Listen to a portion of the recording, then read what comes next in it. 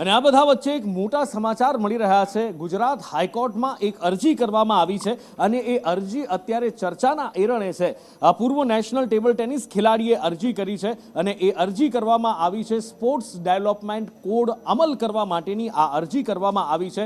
ખેલાડીઓને પ્રતિનિધિત્વ આપવાની માંગ સાથે ગુજરાત હાઈકોર્ટમાં ઘા નાખવામાં આવી છે। ગુજરાત હાઈકોર્ટમાં અરજી કરવામાં આવી છે। અરજીને લઈ હાઈકોર્ટે પક્ષકારને નોટિસ પણ ઇસ્યુ કરી છે અને 25 જુલાઈએ આ બાબતે સુનાવણી હાથ ધરવામાં આવશે। ગુજરાતના સ્પોર્ટ્સ ગવર્નન્સમાં ખૂબ જ ઐતિહાસિક દિવસ છે।